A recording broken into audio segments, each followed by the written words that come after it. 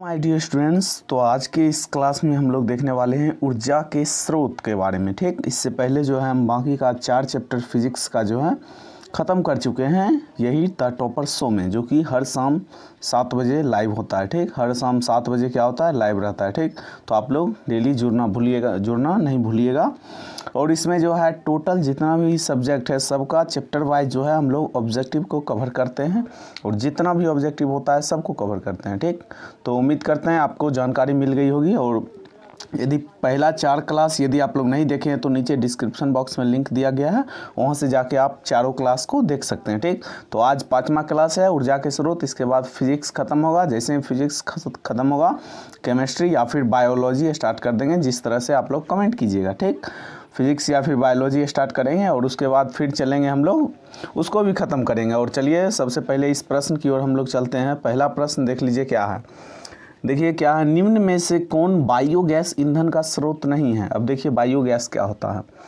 Gas बहुत तरह का होता है, लेकिन बायोगैस क्या होता है। देखिए बायोगैस ऐसा गैस होता है जो कि जैविक विधि द्वारा जो गैस निकलता है। जैसे मान लीजिए कोई कचरा वगैरह है, उसको फेंक दिए, सड़ गया। जैसे कचरा क्या, जैसे किसान कुछ बोया है, आलू वगैरह कुछ भी खाने पीने वाला बोया है, या फिर लकड़ी वगैरह, या फिर गोबर वगैरह जो भी है, इस सब से सरगल के जो गैस बनता है वो उसको बायोगैस कहते हैं। ठीक, जैसे गोबर जैसे आप लोग रख दीजिएगा बहुत दिन तक और उसके बाद उसको हटाइएगा तो महकता है। ठीक, तो उसमें क्या रहता है, मीथेन गैस रहता है, जिसको कि हम लोग बायोगैस कहते हैं। ठीक, उसमें मीथेन गैस भी मिला हुआ रहता है, और उसको हम लोग क्या कहते हैं, गोबर गैस। और गोबर गैस कौन सा गैस है, बायोगैस। ठीक, गोबर गैस कौन सा गैस है, गोबर गैस बायोगैस का उदाहरण है। लकड़ी वगैरह सड़ जाता है, उससे जो गैस निकलता है बायोगैस रहता है। कोई भी किसान का जो है कोई भी उत्पाद है, सड़ गल गया, आलू हो गया, कुछ भी सब्जी वगैरह सड़ या गल गया, तो उससे गैस कौन सा निकलता है, गोबर गैस। तो यहाँ पे देख लीजिए क्या कहा गया, निम्न में से कौन बायोगैस ईंधन का स्रोत नहीं है। मतलब कि बायोगैस किससे नहीं निकलता है, तो लकड़ी से निकलता है, गोबर गैस से निकलता ही है। कोयला को जलाएंगे, कोयला दबा हुआ रहता है जीवाश्म के रूप में, और उससे भी बायोगैस निकलता ही है। तो इसका option number C right answer हो जाएगा, नाभिकीय ऊर्जा। इससे क्या होता है, बायोगैस नहीं निकलता है। ठीक, चलिए अगले प्रश्न की ओर चलते हैं। ग्लोबल वार्मिंग के लिए उत्तरदायी गैस है। अब देखिए ग्लोबल वार्मिंग क्या होता है। सबसे पहले देख लीजिए हमारा पृथ्वी है। ठीक, पृथ्वी गोल है, और इस पृथ्वी पर जो है गैस, बहुत सारा गैस पाया जाता है, और इसका कुछ ना कुछ अपना टेम्परेचर रहता है। ठीक, कुछ ना कुछ अपना क्या रहता है, इसका तापमान रहता है। ठीक, और इसका जो तापमान रहता है वो ग्लोबल वार्मिंग के कारण जो है बढ़ते रहता है। अब ग्लोबल वार्मिंग क्या होता है, जैसे मान लीजिए किसी भी घटना के कारण, ठीक, यदि पृथ्वी का तापमान बढ़ता है, पूरे पृथ्वी का तापमान कुछ डिग्री सेल्सियस बढ़ता है, उसी को ग्लोबल वार्मिंग कहते हैं। और देख लीजिए इस पर बहुत सारा गैस पाया जाता है, जिसमें से जो है ग्लोबल वार्मिंग CO2 से होता है। CO2 एक गर्म गैस है, ये भी आप लोग नोट कर लीजिएगा, एग्जाम में पूछेगा। CO2 कौन सा गैस है, गर्म गैस है। और CO2 के अधिक मात्रा होने से जो है ग्लोबल वार्मिंग बढ़ता है, मतलब पृथ्वी पर गर्मी बढ़ता है, जिस कारण जो है गर्मी के दिन में बहुत अधिक गर्म लगता है। ठीक, तो ग्लोबल वार्मिंग के लिए कौन सा उत्तरदायी गैस है, CO2 कार्बन डाइऑक्साइड, जो कि गाड़ी के धुआं से निकलता है। कार्बन डाइऑक्साइड कहाँ से निकलता है, गाड़ी के धुआं से। तो चलिए दोनों प्रश्न हो गया, अगले प्रश्न की ओर। और यदि कोई भी प्रश्न आप लोग को समझ नहीं आता है तो कमेंट बॉक्स में कमेंट करके बताइएगा। ठीक, फिलहाल चलते हैं। देखिए सूर्य तथा अन्य तारों की विशाल ऊर्जा का स्रोत क्या है। अब देख लीजिए सूर्य जो है हम लोग का, सबसे पहले ये देख लीजिए सूर्य जो है एक तारा है। सूर्य क्या है, एक तारा है, ग्रह नहीं है। पृथ्वी क्या है, पृथ्वी जो है ये ग्रह है। पृथ्वी क्या है, ग्रह। और चंद्रमा क्या है, उपग्रह है। चंद्रमा क्या है, उपग्रह है। सूर्य तारा है, पृथ्वी ग्रह है, और चंद्रमा क्या है, उपग्रह है। ठीक, तो सूर्य के तरह ही बहुत सारा तारा है, जिसको कि हम लोग तारा बोलते हैं, लेकिन सूर्य हमारा सबसे नज़दीक का तारा है, तो इसका नाम एक हम रख दिए सूर्य। ठीक, ये भी एक तारा है, लेकिन ये हमारा पृथ्वी से सबसे नज़दीक का तारा है। कौन, सूर्य। ठीक, सूर्य पृथ्वी का क्या है, सबसे नज़दीक का तारा है। और ये सूर्य जो है अपने अंदर ऊर्जा रखता है। मान लीजिए अगर आपके घर में खाना बनाने के लिए गैस सिलेंडर लाते हुए, तो 1 महीना मुश्किल से खाना बनाते होंगे, 14-15 किलो लाते होंगे, ख़त्म हो जाता होगा। अब सोचिए सूर्य जो है डेली जलता है और जलते रहता है, करोड़ों वर्ष से जलते आ रहा है, तो सोचिए इसमें कितना ऊर्जा स्टोर होगा जो इतना दिन तक जलते रहता है, पूरा ग्रह को, पूरा पृथ्वी पर अपना रोशनी देता है, हीट देता है, ठीक। और बहुत सारा ग्रह है उस पर भी अपना हीट देता है, ठीक। तो ये सब आता कहाँ से है? तो देख लीजिए सूर्य का जो विशाल ऊर्जा का स्रोत है ना, सूर्य में देख लीजिए क्या होता है, नाभिकीय संलयन होता है। सूर्य में क्या होता है? नाभिकीय संलयन होता है। सूर्य में क्या होता है? नाभिकीय संलयन। और इसमें क्या होता, क्या हाइड्रोजन का हीलियम में बदलता है। हाइड्रोजन का क्या होता है? हीलियम में बदलना। हाइड्रोजन का किस में बदलना? हीलियम में। इसी को कहते हैं नाभिकीय संलयन। इसी को क्या कहते हैं? नाभिकीय संलयन। नाभिकीय संलयन कहते हैं इसको। क्या कहते हैं? नाभिकीय संलयन कहते हैं। हाइड्रोजन का हीलियम में बदलना। हाइड्रोजन का हीलियम में बदलना, ठीक। तो इसमें क्या हो जाएगा? सूर्य तथा तारों की विशाल ऊर्जा का क्या स्रोत है? Option number A right answer हो जाएगा, नाभिकीय संलयन, ठीक। तो चलिए अगले प्रश्न की ओर चलते हैं हम लोग। नाभिकीय विखंडन को नियंत्रित करने में प्रयुक्त होता है।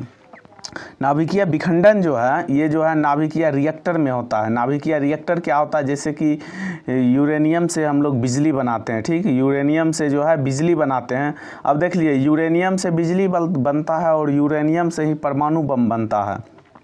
तो सोच लीजिए दोनों को जला के ही बनता है। तो सोच लीजिए तो बिजली कैसे बनाते होंगे और परमाणु बम कैसे बनता है।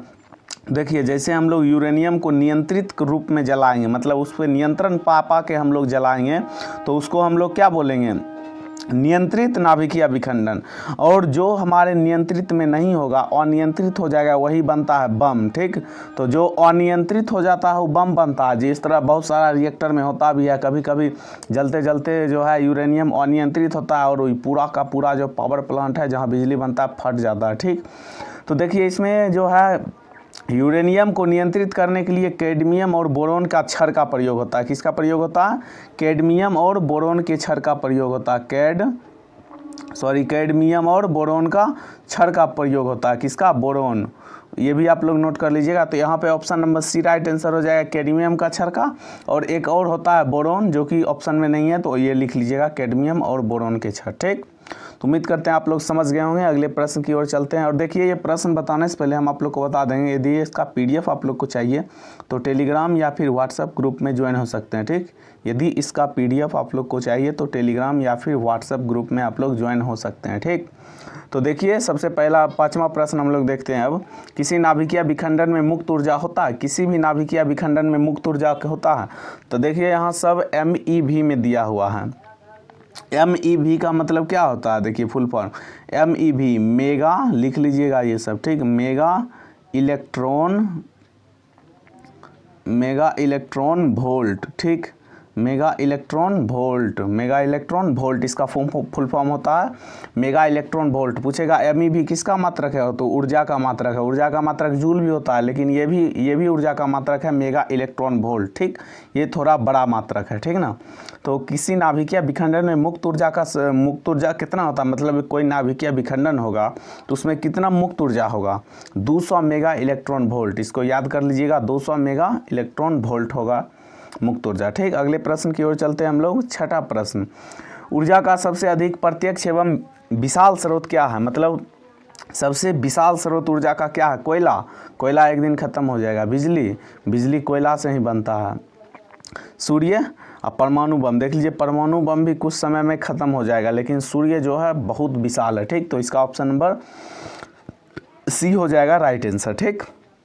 चलिए अगले प्रश्न की ओर। 7वां, वॉक्सनुमा सौर कुकर में 3 से 4 घंटे के अंदर ताप हो जाता है। आप देख लीजिए सोलर कुकर जो रहता है, सबसे पहले बताते हैं ये किसका बना होता है। इसमें कौन सा दर्पण का यूज होता है सोलर कुकर बनाने में? अवतल दर्पण का यूज होता है। कौन सा दर्पण का यूज होता है? अवतल दर्पण का यूज होता है सोलर कुकर बनाने में, ठीक। और यहाँ बोल रहा है कि सोलर कुकर यदि धूप में हम 3 से 4 घंटा रखेंगे तो इसके अंदर का तापमान कितना हो जाएगा? तो इसके अंदर का तापमान कितना हो जाएगा बताइए, A, B, C या फिर D? तो यहाँ हो जाएगा option number B right answer, 100 degree से 140 डिग्री सेल्सियस हो जाएगा। और पानी कितना डिग्री सेल्सियस पे उबलता है ये भी पूछ सकता है एग्जाम में। 100 डिग्री सेल्सियस पे पानी उबलने लगता है, मतलब 3 से 3.5 घंटा के बीच जो है पानी उबलना शुरू हो जाएगा किस में, सोलर कुकर में, सॉरी सोलर ड्रायर में या फिर सोलर कुकर में, जो भी कहिए, छत पे रखिएगा। अगर खाना बनाइएगा तो सोलर कुकर, और उसको कोई भी सामान को सुखाने के लिए यूज़ कीजिएगा तो उसको सोलर ड्रायर कहते हैं। ठीक, तो ऑप्शन नंबर 20 का राइट आंसर हो जाएगा। चलिए अगले प्रश्न की ओर। पवनों का देश कहा जाता है। अब देखिए इसमें बताने वाला कोई चीज़ है नहीं, ये तो रटने वाला चीज़ है। पवन का देश किसको कहते हैं, पवन का देश किसको कहते हैं, तो ऑप्शन नंबर सी है राइट आंसर हो जाएगा। डेनमार्क को पवन का देश कहते हैं। ठीक, चलिए अगले प्रश्न की ओर चलते हैं।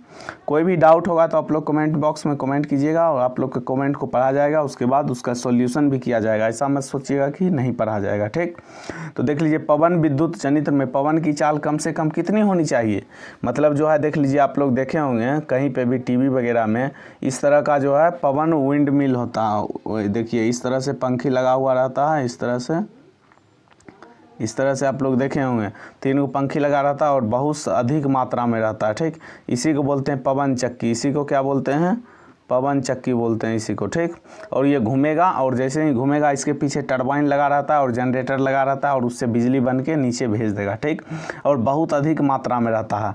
तो ये जो पंखा ये हवा से घूमता है, तो इस पंखा को घूमने के लिए जो है मिनिमम मतलब कम से कम कितना हवा होना चाहिए, हवा का स्पीड कितना होना चाहिए, तो यहाँ हो जाएगा option number A right answer हो जाएगा 15 किलोमीटर प्रति घंटा। ठीक, इसको घूमने के लिए कम से कम 15 किलोमीटर प्रति घंटा हवा का स्पीड होना चाहिए। ठीक, तो ऑप्शन नंबर ए इसका राइट आंसर हो जाएगा क्वेश्चन नंबर 9 का। अगले प्रश्न की ओर चलते हैं हम लोग।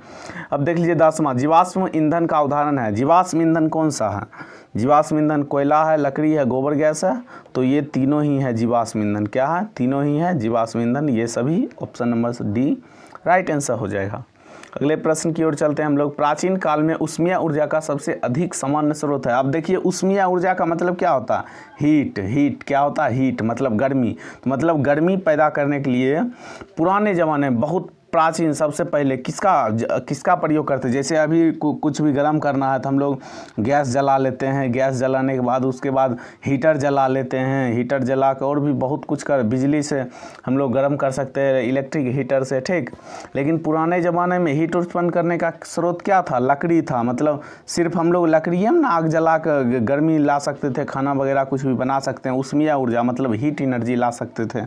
बाकी बिजली वगैरह तो था नहीं, तो यहाँ क्या हो जाएगा, गलत हो जाएगा। पवन मतलब हवा को जलाते थे हम लोग, गलत। बहता जल मतलब पानी से हम लोग ऊष्मीय ऊर्जा लेते थे, गलत। लकड़ी से, पानी भाई जलेगा कभी न, लकड़ी से हम लोग ऊष्मीय ऊर्जा लेते थे, option number B right answer हो जाएगा। ठीक, 12वां नंबर प्रश्न हम लोग देखते हैं। कार्य करने की क्षमता को क्या कहते हैं, इसका सीधा आंसर हो जाएगा ऊर्जा। ठीक, कार्य करने की क्षमता को क्या कहते हैं, ऊर्जा। और यहीं पे लिख लीजिएगा कार्य करने की दर को, पूरा क्वेश्चन यही रहेगा, बस कार्य करने की क्षमता की जगह दर हो जाएगा। तो कार्य करने की दर को क्या कहते हैं, शक्ति। ये भी नोट कर लीजिएगा, ये पूछता है क्वेश्चन में एग्जाम में। कार्य करने की दर को क्या कहते हैं, शक्ति। और कार्य करने की क्षमता को क्या कहते हैं, ऊर्जा। कार्य करने की क्षमता क्या कहते हैं, ऊर्जा। और आप लोग जैसे क्लास को देख रहे हैं तो आप लोग क्या कीजिएगा, कॉपी पेन लेके 1 2 3 इस तरह से लिख लीजिएगा। और जैसे ही पहला क्वेश्चन हम लोग बताए थे कि उसका आप लोग जो जानते होंगे उसका, मान लीजिए आप बी जानते हैं तो बी आंसर मारिएगा। और उसके बाद हम बताएं तो बी सही है तो सही मारिए, गलत हो गया तो गलत मारिए। इस तरह जितना भी क्वेश्चन हम बताएंगे उसमें आप लोग को आइडिया लग पाएगा कि हमारा जो है कितना पढ़े हुए हैं अभी। ठीक, तो चलिए उम्मीद करते हैं ये प्रश्न समझ गए होंगे। कार्य करने की क्षमता को क्या कहते हैं, ऊर्जा कहते हैं। ठीक, चलिए अगले प्रश्न की ओर चलते हैं हम लोग। 13 नंबर, गोबर गैस एक प्रकार की है। गोबर गैस क्या है, प्राकृतिक गैस है, बायोगैस या फिर लकड़ी है, चूल्हा। अभी हम आप लोग को बताए थे गोबर जो रखते हैं उसको कुछ दिन रख देते हैं तो उससे गैस आने लगता है, जिसको कि गोबर गैस कहते हैं, गोबर गैस कहते हैं। और कोई भी सड़ा गला चीज़ है, अपशिष्ट पदार्थ है, उससे जो है जो गैस निकलता है उसको क्या कहते हैं हम लोग, बायोगैस कहते हैं। क्या कहते हैं, बायोगैस कहते हैं। तो ये कौन सा गैस का उदाहरण है, बायोगैस का। कौन सा गैस का उदाहरण है, बायोगैस का। Option number B right answer हो जाएगा, कौन सा, बायोगैस। कौन सा आंसर हो जाएगा, बायोगैस। चलिए अगले प्रश्न की ओर चलते हैं। 14 नंबर, नवीकरणीय ऊर्जा का स्रोत है। आप देख लीजिए नवीकरणीय ऊर्जा स्रोत और अनवीकरणीय ऊर्जा स्रोत क्या होता है। नवीकरणीय ऊर्जा स्रोत होता है, नवीकरणीय ऊर्जा स्रोत क्या होता है, जो असीमित मात्रा में है, जो असीमित मात्रा में है। असीमित मतलब जो कभी ख़त्म नहीं हो सकता है, जो कभी ख़त्म हो ही नहीं सकता है। और अनवीकरणीय क्या होता है, करणीय क्या होता है, जो सीमित मात्रा में हो। अब देखिए इसका मतलब क्या हुआ, जो सीमित मात्रा में, जो कभी भी ख़त्म हो सकता है, क्या हो सकता है, ख़त्म हो सकता है। जैसे मान लीजिए सूरज कभी ख़त्म नहीं होगा, तो ये क्या हुआ, नवीकरणीय ऊर्जा स्रोत। मतलब सूरज का रोशनी मिलते रहेगा और उससे हम लोग जो भी कर सकते हैं, जो भी ऊर्जा हम लोग बनाना चाहते हैं बना सकते हैं। जैसे सोलर सेल से सोलर के एनर्जी को हम लोग जो है बदल देते हैं इलेक्ट्रिक में। सोलर कुकर से हम लोग खाना बना सकते हैं, ठीक। तो सौर ऊर्जा, पवन ऊर्जा, ठीक, ये सब जो है अनंत काल तक चलते रहेगा। लेकिन कोयला है, पेट्रोल है, डीजल है, ये सब जो है सीमित मात्रा में है, ये एक दिन ख़त्म हो सकता है। तो जो ख़त्म हो सकता है वो अनवीकरणीय है, और जो ख़त्म नहीं हो सकता नवीकरणीय है। तो नाभिकीय ऊर्जा क्या है, नाभिकीय ऊर्जा ख़त्म हो सकता है, कोयला से प्राप्त ऊर्जा ख़त्म हो सकता है, प्राकृतिक गैस से प्राप्त ऊर्जा ख़त्म हो सकता है, ठीक। गैस कहाँ से निकलता है, ज़मीन के अंदर से ही ना, तो गैस कभी ना कभी ख़त्म हो सकता है, ठीक। लेकिन सौर ऊर्जा जो है कभी ख़त्म नहीं होगा, तो इसका option number B right answer हो जाएगा। नवीकरणीय ऊर्जा स्रोत क्या है, सौर ऊर्जा। कोयला अनवीकरणीय ऊर्जा स्रोत है, क्योंकि ये कभी ना कभी इसका भंडार पूरा ख़त्म हो जाएगा, ठीक। अगला प्रश्न हम लोग का है, देख लीजिए 15 नंबर प्रश्न। जैव गैस एक उत्तम ईंधन है क्योंकि इसमें मीथेन गैस पाई जाती है। जैव गैस जो है एक अच्छा ईंधन माना जाता है क्योंकि इसमें कितना परसेंट मीथेन पाया जाता है, 70%। कितना परसेंट मीथेन पाया जाता है इसमें, 70% मीथेन पाया, सॉरी 75% मीथेन पाया जाता है। 75% मीथेन इसमें पाया जाता है, ठीक। कितना परसेंट मीथेन पाया जाता है, 75%, इसलिए यह एक उत्तम ईंधन है। अगला प्रश्न की ओर चलते, देखिए अनवीकरणीय ऊर्जा स्रोत। अभी तुरंत बताए थे अनवीकरणीय ऊर्जा स्रोत मतलब जो सीमित हो, मतलब जिसका भंडार पृथ्वी पर सीमित है, जो एक दिन ख़त्म हो सकता है, ठीक। तो कौन ख़त्म हो सकता है, जीवाश्म ईंधन, सौर ऊर्जा, पवन ऊर्जा, विद्युत ऊर्जा। अब देख लीजिए सौर ऊर्जा तो ख़त्म नहीं होगा कभी, पवन ऊर्जा भी नहीं ख़त्म होगा, ठीक। और जैसे ही सौर ऊर्जा नहीं खत्म होगा तो विद्युत ऊर्जा खत्म होगा जी, काहे कि हम लोग सौर ऊर्जा और पवन ऊर्जा से विद्युत तो बना ही सकते हैं। तो सौर ऊर्जा, पवन ऊर्जा, विद्युत ऊर्जा कभी नहीं खत्म होगा खत्म तो क्या, जीवाश्म ईंधन। जीवाश्म ईंधन किसको बोलते हैं, जो धरती के अंदर से मिले बहुत सा, मतलब जीव जंतु पेड़ पौधा के दबने से जो बनता है, जैसे पेट्रोलियम गैस, पेट्रोल, डीजल, ये सब जो है जीवाश्म ईंधन है। कोयला वगैरह ये सब का भंडार सीमित है, ठीक। तो ये सब अनवीकरणीय ऊर्जा का स्रोत है। तो ऑप्शन नंबर डी क्या ए हो जाएगा, जीवाश्म ईंधन जो है एक दिन खत्म हो सकता है, इसलिए यह अनवीकरणीय ऊर्जा का स्रोत है, ठीक। उम्मीद करते हैं समझ गए होंगे। अगले प्रश्न की ओर चलते हैं हम लोग। सौर ऊर्जा को विद्युत ऊर्जा में परिवर्तित करती है। अब देख लीजिए यहाँ पे, मान लीजिए ऐसा जब भी प्रश्न पूछेगा आप लोग से तो एक बॉक्स पहले बनाइए, ठीक। अब देख लीजिए क्या पूछ रहा है, सौर ऊर्जा को, जिसको बोल रहा है उसको इधर लगाइए और क्या बनता है उसको इधर लगाइए। सौर ऊर्जा को, तो यहाँ पर कौन ऊर्जा, सौर ऊर्जा, कौन, सौर ऊर्जा। यहाँ क्या बोल रहा है, सौर ऊर्जा को विद्युत ऊर्जा लिख दिए। अब दिमाग लगाइए, कौन सा ऐसा यंत्र है जिसमें हम सौर ऊर्जा देंगे ना तो विद्युत ऊर्जा हमको देगा। तो विद्युत मोटर है, तो विद्युत मोटर में हम लोग क्या देते हैं, विद्युत ऊर्जा देवे करते हैं। अब आगे वो हमको घुमा देता है, क्या घुमा देता है पंखी को, तो उसको कहते हैं मैकेनिकल एनर्जी, जिसको कि यांत्रिक ऊर्जा कहते हैं। पूछेगा विद्युत ऊर्जा की यांत्रिक ऊर्जा में कौन बदलता है, तो मोटर।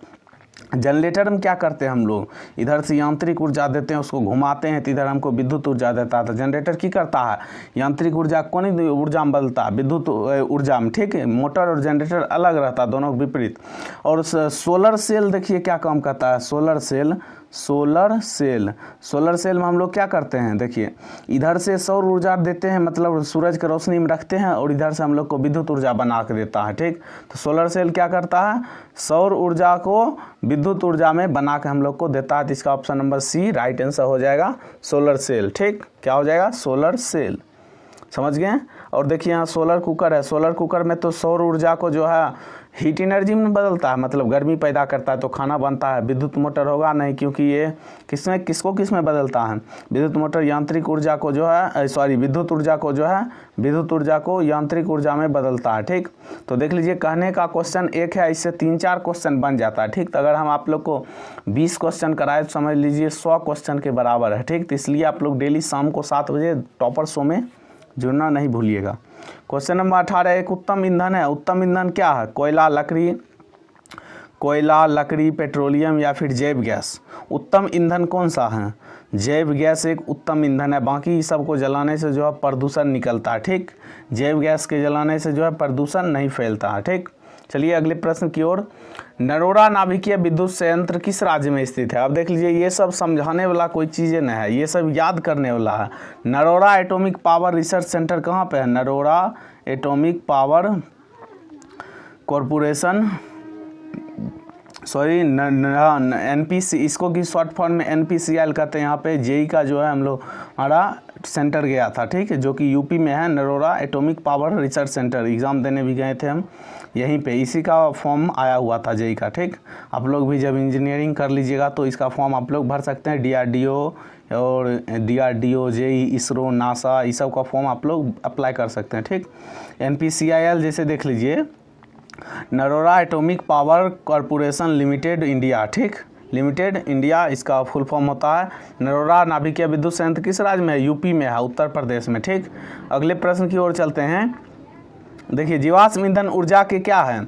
अब देख लीजिए, हम आप लोग को बताएं, जीवाश्म ईंधन किसको कहते हैं? जो पेड़, जो नीचे हजारों साल से दबे हुए हैं, पेड़ पौधा, ये सब के अवशेष जो है, आदमी, बहुत सारा डायनासोर है, ये सब अंदर में दब गया और लाखों करोड़ों वर्ष तक दबा रहा, जिससे कि पेट्रोलियम वगैरह बन गया है, इसको जीवाश्म ईंधन कहते हैं।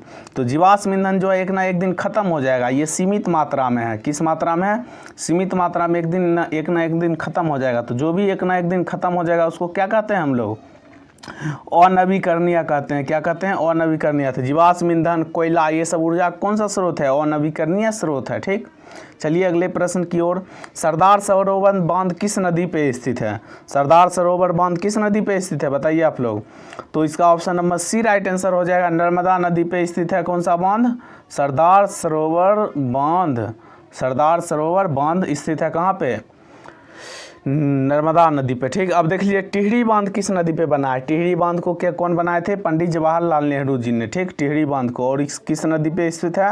गंगा नदी पे। किस नदी पे स्थित है? गंगा नदी पे कौन सा बांध स्थित है? टिहरी बांध, ठीक। चलिए अगले प्रश्न की ओर। भारत का पवन ऊर्जा द्वारा विद्युत उत्पादन करने वाले देशों में कौन सा स्थान है? अब देख लीजिए, वही जो बताए थे, पवन ऊर्जा मतलब हवा की मदद से ऊर्जा बनाने में जो है, ये विंड मिल जो लगा हुआ रहता है, इससे इस पे जो है हवा पड़ता है, ठीक। हवा पड़ता है तो ये पंखी घूमता है, और पंख जब इसका घूमता है, पीछे जनरेटर लगा हुआ रहता है, टरबाइन घूमता है, फिर जनरेटर घूमता है और बिजली बनाता है और नीचे भेज देता है, ठीक। और इसी तरह बहुत सारा हज़ारों विंड मिल लगा हुआ रहता है, ठीक। तो इस जो पवन ऊर्जा मतलब हवा से जो विद्युत ऊर्जा बनाता है, उसमें भारत का कौन सा स्थान है विश्व में? इसका ऑप्शन नंबर डी हो जाएगा, 5वां स्थान है। भारत का विश्व में कौन सा स्थान है? 5वां स्थान है। भारत का विश्व में कौन सा स्थान है? 5वां स्थान है, ठीक। चलिए अगले प्रश्न की ओर चलते हैं। सौर सेल बनाने के लिए किसका उपयोग किया जाता है? तो देख लीजिए, जितना भी इलेक्ट्रॉनिक डिवाइस बनता है, इलेक्ट्रॉनिक डिवाइस जैसे इलेक्ट्रॉनिक डिवाइस क्या, जैसे कि आपका स्मार्ट वॉच हो गया, ठीक, मोबाइल हो गया, कैमरा हो गया, जो भी इलेक्ट्रॉनिक चीज़ बनता है, छोटा छोटा पार्ट पुर्जा, ठीक, वो सब जो है उसमें अर्धचालक का उपयोग होता है। और 2 अर्धचालक बहुत ही फेमस है, जर्मेनियम और सिलिकॉन, ठीक, जर्मेनियम और सिलिकॉन। और इन दोनों में भी सबसे ज़्यादा यूज होता है तो सिलिकॉन का, ठीक।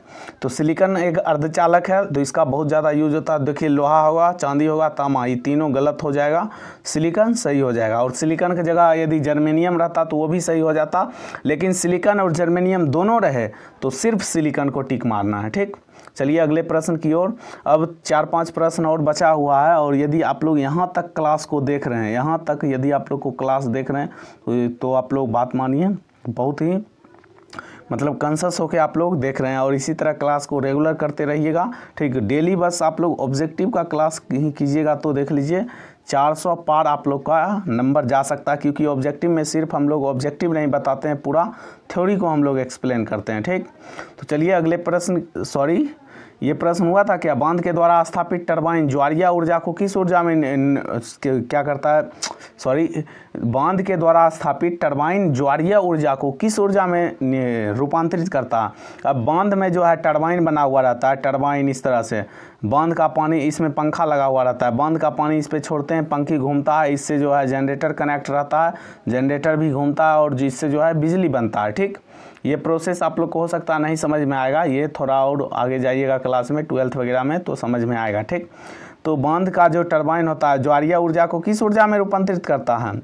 बताइए, विद्युत ऊर्जा में रूपांतरित करता है, किसमें? विद्युत ऊर्जा में रूपांतरित करता है। अगला प्रश्न की ओर चलते हैं। OTEC विद्युत संयंत्र केवल तभी प्रचलित होते हैं जब महासागर के पृथक पर जल का तापमान तथा 2 किलोमीटर तक की गहराई के जल के तापमान में अंतर हो। ये भी थोड़ा हार्ड है, समझ में आप लोग को आएगा नहीं, लेकिन फिर भी हम समझाने की कोशिश करते। देखिए, OTEC का मतलब क्या होता है? ओशियन थर्मल एनर्जी, ठीक, conversion. Ocean thermal energy conversion मतलब समुद्र में जो है ना, समुद्र में एक मशीन डाला जाता है और जो है टेम्परेचर डिफरेंस पे काम करता है, मतलब तापमान में परिवर्तन पे काम करता है। मान लीजिए यहाँ तापमान है 20, यहाँ पे तापमान है 0 डिग्री सेल्सियस, तो यहाँ तापमान डिफरेंस के कारण जो है उसमें जो बिजली का उत्पादन होता है। ठीक, बस इतना समझिएगा। OTEC का फुल फॉर्म आप लोग लिख लीजिएगा, ocean thermal, THERMAL thermal energy, ENERGY energy, CONVERSION। लिखने में थोड़ा प्रॉब्लम हो रहा है, इसलिए पूरा हम बोल दे रहे हैं ताकि आप लोग को समझ में आए। Ocean thermal energy conversion OTEC का फुल फॉर्म होता है, और इसको इसमें जो है बिजली उत्पन्न हो सके इसके लिए मिनिमम टेम्परेचर डिफरेंस कितना होना चाहिए? 20 degree Celsius. Minimum temperature difference कितना होना चाहिए? 20 डिग्री सेल्सियस। ठीक, चलिए अगले प्रश्न की ओर। हाइड्रोजन बम किस सिद्धांत पे कार्य करता है? अब देख लीजिए, सूर्य किस सिद्धांत पे कार्य, सूर्य में जो ऊर्जा किस सिद्धांत पे आता है? नाभिकीय संलयन से। ठीक, नाभिकीय संलयन। अब देख लीजिए, हाइड्रोजन बम जो है, हाइड्रोजन बम में कौन सा प्रक्रिया होता है? नाभिकीय विखंडन होता है। क्या होता है? नाभिकीय हाइड्रोजन बम में क्या होता है? गलती से कुछ भी बोला जाता है मुँह से। हाइड्रोजन बम में क्या होता है? नाभिकीय संलयन होता है। हाइड्रोजन बम में नाभिकीय संलयन होता है। जबकि परमाणु बम में क्या होता है? परमाणु बम जो चला था हिरोशिमा और नागासाकी पे जापान में, ठीक, तो परमाणु बम कौन सा सिद्धांत पे काम करता है? नाभिकीय विखंडन। नाभिकीय विखंडन पे कौन काम करता है? हाइड्रोजन बम और परमाणु बम। हाइड्रोजन बम किस सिद्धांत पे कार्य करता है? नाभिकीय संलयन। तो इसका आंसर कौन सा हो जाएगा? Option number B right answer हो जाएगा, नाभिकीय संलयन। ठीक, चलिए अगले प्रश्न की ओर। तारापुर नाभिकीय विद्युत संयंत्र किस राज्य में स्थित है? तारापुर एटॉमिक रिसर्च सेंटर कहाँ पे है? महाराष्ट्र में है। ये डायरेक्ट याद करने वाला प्रश्न हो गया, इसमें समझाने लायक कोई बात है नहीं। कहाँ है? महाराष्ट्र में है। ठीक, अगला प्रश्न देख लीजिए। राणा प्रताप सागर नाभिकीय विद्युत संयंत्र, ये भी है। राणा प्रताप महासागर, ये तो राणा प्रताप कहाँ के थे बताइए आप लोग? राजस्थान के थे। राणा साहब कहाँ के थे? राजस्थान के थे राणा साहब, महाराणा प्रताप। ठीक, बहुत ही वीर योद्धा थे, और इसी के नाम पे जो है नाभिकीय विद्युत संयंत्र राणा प्रताप सागर रखा गया है, जो कि कहाँ हो सकता है? राजस्थान में ही हो सकता है। वहाँ के हैं तो वहीं होगा भाई। राणा प्रताप सागर नाभिकीय विद्युत संयंत्र, ठीक, कहाँ है? राजस्थान में है। ठीक, चलिए अगले प्रश्न की ओर चलते हैं हम लोग। कलपक्कम नाभिकीय विद्युत संयंत्र किस राज्य में है? कलपक्कम कहाँ पे है बताइए? इसका ऑप्शन नंबर बी हो जाएगा, तमिलनाडु। कलपक्कम कहाँ में है? तमिलनाडु में है। कलपक्कम कहाँ में है? तमिलनाडु। कलपक्कम नाभिकीय विद्युत संयंत्र, ठीक, तमिलनाडु में है। अगला प्रश्न देख लीजिए। काकरा पार नाभिकीय विद्युत संयंत्र, ये किस राज्य में स्थित है? काकरा पार नाभिकीय विद्युत संयंत्र किस राज्य में स्थित है? गुजरात में है। किस राज्य में स्थित है? गुजरात में। काकरा पार नाभिकीय विद्युत संयंत्र किस राज्य में स्थित है? गुजरात में। चलिए अगला प्रश्न है। कैगा नाभिकीय विद्युत संयंत्र किस राज्य में स्थित है?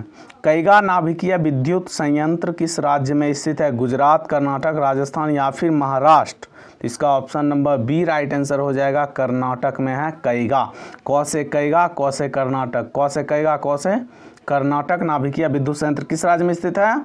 कर्नाटक में। ठीक, तो उम्मीद करते हैं आप लोग को ये क्लास बढ़िया लगा होगा, और यदि आप लोग यहाँ तक देखें तो आप लोग बहुत ही कंसस होकर क्लास को देखे होंगे। ठीक, तो उम्मीद करते हैं आप लोग डेली शाम को 7 बजे यही क्लास होता है, 7 बजे, और डेली आप लोग को लाइव क्लास दिया जाता है बिल्कुल फ्री में। और इसी तरह से हर एक चैप्टर को हर एक दिन कंप्लीट किया जाएगा। इस तरह से एक चैप्टर को जो है हम लगभग, यदि आप लोग डेली ज्वाइन होइएगा तो लगभग 10 से 15 बार एक चैप्टर को ख़त्म कर देंगे। मतलब समझिए पूरा सिलेबस जो है आप लोग का 10 से 15 बार ख़त्म होने वाला है। तो किस लेवल का तैयारी आप लोग का हो जाएगा।